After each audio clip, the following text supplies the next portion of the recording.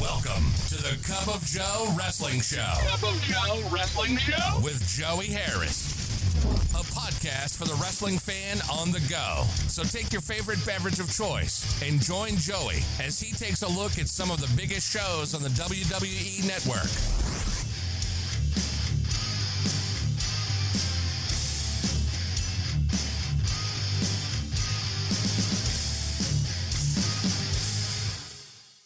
Welcome to the Cup of Joe Wrestling Show. I am your host, Joey Harris.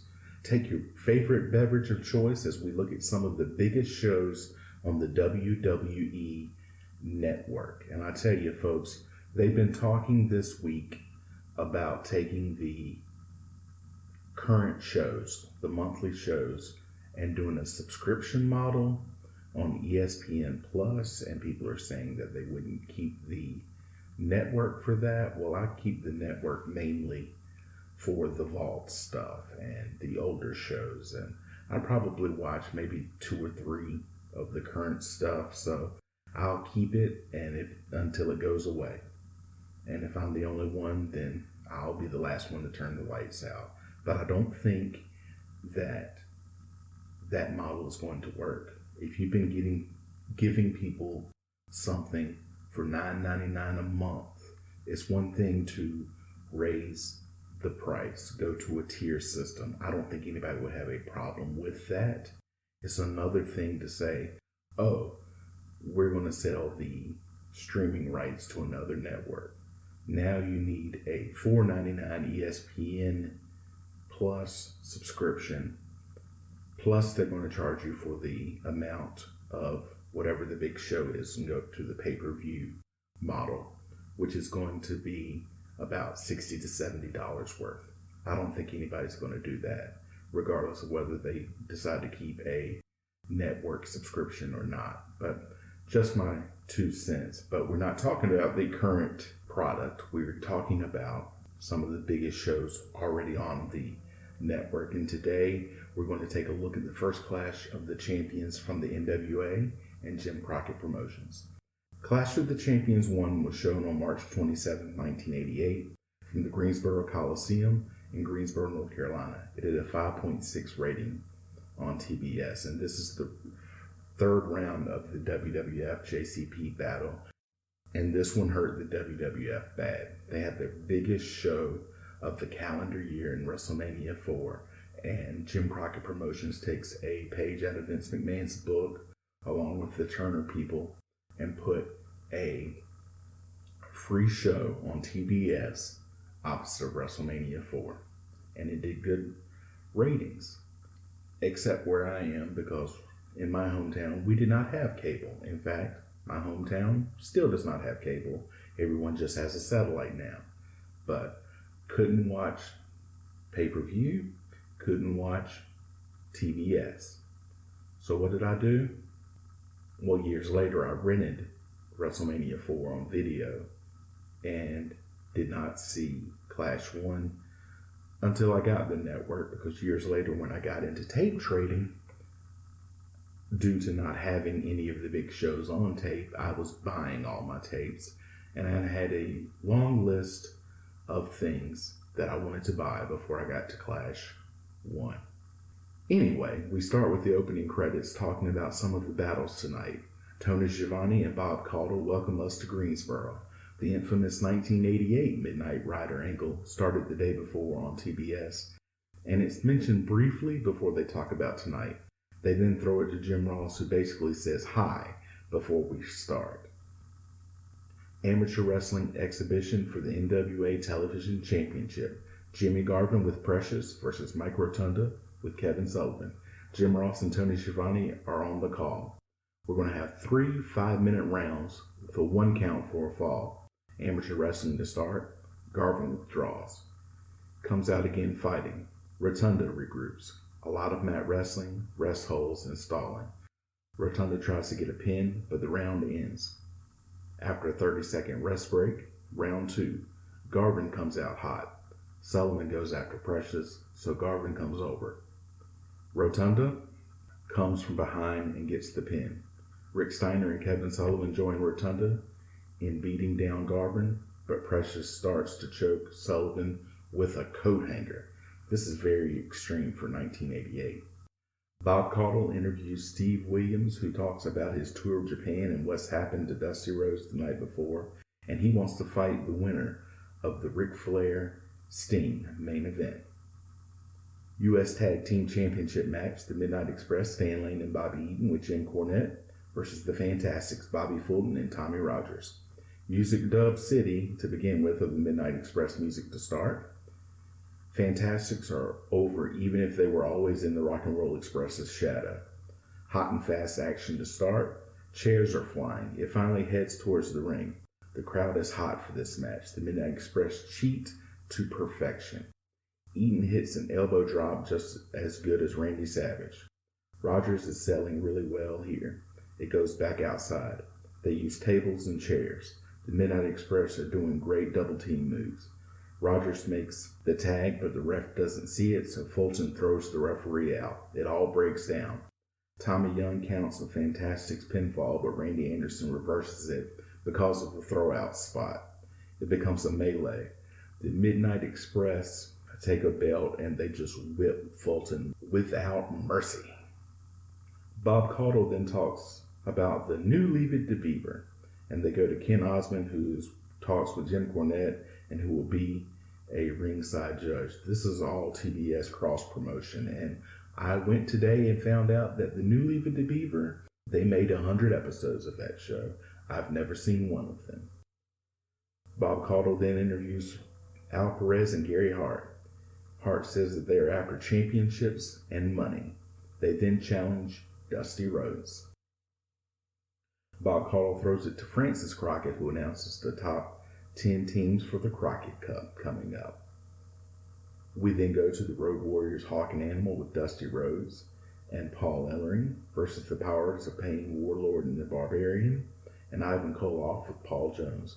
This is a 6-man barbed wire Chicago/Texas street fight. I say that because they said that. They said both names during the beginning stages. All 6 men in. This comes from the bench press challenge where Animal was hurt by the Powers of Pain. Power moves and forearms galore. Dusty and Ivan bleed early. Rhodes then does a little flip, flop, and fly. Animal hits the power slam on Warlord. The Barbarian goes off the top rope to hit Animal, who then moves and he hits Warlord, and Animal gets the pin. They knock Animal's mask off and they start to go for his bad eye. Dusty Rhodes and Hawk then run them off. Tony and Jim plug the new NWA main event show that starts the next week. They then throw it to Bob Caudle, who is going to interview Nikita Koloff. Koloff has grown out his hair and says he's a new man and how he's been talking to kids about not doing drugs. They allude to his real life situation where his wife had cancer and was passing away from it. And now he says he wants the world title.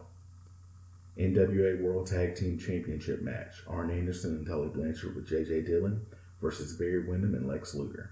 The faces come out hot, and frankly, the crowd is hot for Luger. Anderson comes back and is a methodical machine. This is a great wrestling crowd. Windham puts a sleeper on Blanchard, who goes outside, but Windham keeps the hold on. Anderson hits a big DDT and only gets a 2 count. Then a spine buster for a 2 count. Arn Anderson is the most versatile wrestler that I know. He does a great DDT. He does probably the best spine buster that there has ever been.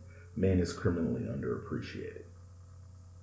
Back and forth. Great wrestling by Blanchard and Windham. Blanchard hits the slingshot suplex, which is a great move. I love seeing Tully Blanchard hit the slingshot suplex. And I can tell you, not being a wrestling fan at this time, because I really didn't have access to it, as I've talked to it before, I did not know that there was somebody named Tully. I did not know Tully was a name. I thought that my friends who watched wrestling and always were talking about it were saying Telly, as in Telly Savalas, because that was the only Telly that I knew. I later learned that no, it's not Telly, it's Tully. Just an aside. Luger comes in, pumped up. JJ brings a chair up to hit the faces, but Anderson gets run into it and gets pinned. Wyndham and Luger are the new tag team champions. About 6 months after this, over in the WWF, the Big Boss Man and the King would become the Twin Towers. And that's probably the most well-known Twin Towers that there are. But Barry Windham and Lex Luger were also called the Twin Towers, which I always found pretty interesting. This team is hot. The crowd is really into them. They would not last long, and it would not be long before Barry Windham turned on Lex Luger. Jim and Tony talk about the next match. There are judges at ringside. Gary Juster, Sandy Scott, Patty Mullins, Ken Osmond, and Jason Hervey. Now, Patty Mullins was the 1988 Penthouse Pet of the Year. And she is being introduced after Sandy Scott. But whoever was doing the graphics package, when Sandy Scott is introduced, the graphic says he is a former NWA star pet. Oh boy. Anyway, we go to our NWA World Heavyweight Championship match. Ric Flair with J.J. Dillon versus Sting. Sting is popular here, but Flair has his fans too. Try saying that 10 times fast. Flair has his fans too. That should be a roadside sobriety test. JJ is suspended above the ring in a cage. This is a 45-minute television time limit match. Slow, methodical wrestling holds to start. Flair plays the psychological games. Sting has come to take care of business, and Flair is making him look so good. Great athleticism by both men. Sting hits a side headlock several times. He has a counter for Flair's moves. JJ is trying to advise from his perch. You see how good Flair is here and how he is making Sting a made man. Flair works in a Flair flop. Sting is also working his butt off too. Flair takes over and opens up the world famous Flair Chop House. Ric Flair and F words, I'm telling you, they will be the death of me. Sting counters with power moves. He gets a bear hug on Flair, who sells like he is dying. Back and forth. It goes outside and Flair pushes Sting into the barricade. Flair unleashes on Sting. They brawl in and out of the ring. They are giving it their all. Sting hits the post at one point. Back and forth again. Sting goes for the Scorpion Deathlock, but Flair gets to the ropes. This is such a good match. Sting gets a 2 after a crossbody. Flair attacks the knee. Flair gets the figure 4 on.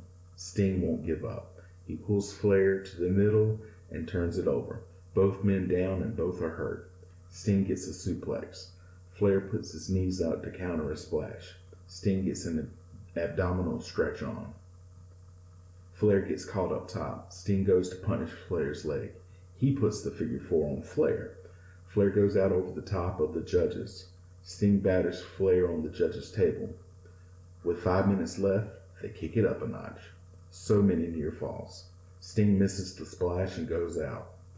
They come back in and both go for falls. The crowd is losing their minds. Sting hits the splash and gets the Scorpion Deathlock on, but Flair won't give up. The time expires. Decision goes to the judges. Both wrestlers are spent.